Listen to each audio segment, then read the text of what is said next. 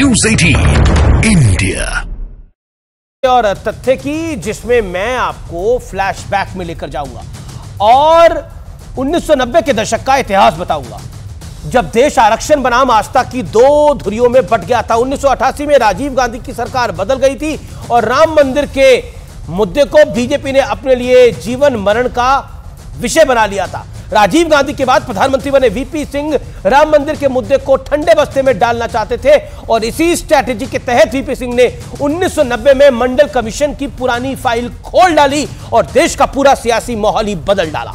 यह तो इतिहास की बात थी, लेकिन अब मैं आपको आज में लेके आता हूं, वर्तमान में लेके आता हूं, क्योंकि ऐसा लग रहा है कि 2024 में मंडल कमंडन पार्ट 2 वाला दौर शुरू हो गया है। लेकिन मजेदार बात यह है कि इस बार चाल भी बदली है, हाल भी बदला हुआ है और सियासत का माहौल भी बदल चुका है, क्योंकि इस बार मंडल और कमंडल दोनों एक ही पार्टी के हाथ में है और वो भारतीय जनता पार्टी दिख रही है।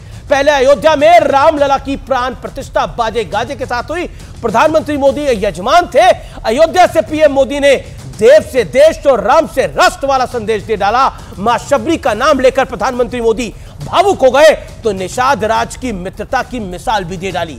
अब जरा एक और सत्य देखिए, अयोध्या में भव्य मंदिर के साथ भव्य एयरपोर्ट भी बना। इस एयरपोर्ट का नाम दिया गया महर्षि वाल्मीकि इंटरनेशनल एयरपोर्ट।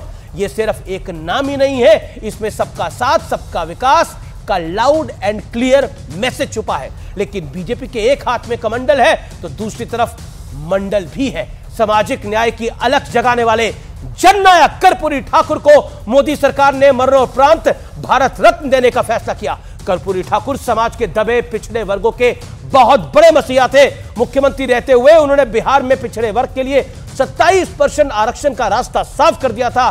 कर्पूरी ठाकुर को भारत रत्न दिए जाने का ऐलान होता ही पिछड़ों की राजनीति करने वालों के होश उड़ गए। लेकिन यह फैसला इतना बड़ा था कि सहयोगी से लेकर विरोधी तक सबको नरेंद्र मोदी की वाहवाही करनी पड़ी।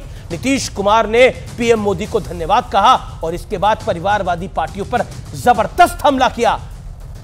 यह तक कह दिया कि कांग्रेस या किसी दूसरी सरकार ने कर्पूरी बाबू को कभी यह सम्मान दिया ही नहीं। यानी मोदी सरकार के इस फैसले ने सबका साथ सबका विकास वाली झलक साफ दिखाई देती है। इसलिए गृह मंत्री अमित शाह ने कहा कि मोदी जी ने 22 को राम काज किया और 23 को गरीब काज किया। लेकिन दूसरी तरफ अल्लाह की कसम खाई जा रही है, प्रभु राम को कोसा जा रहा है।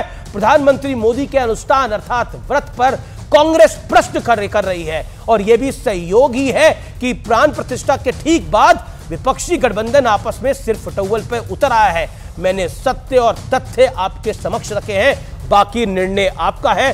जय सिया राम।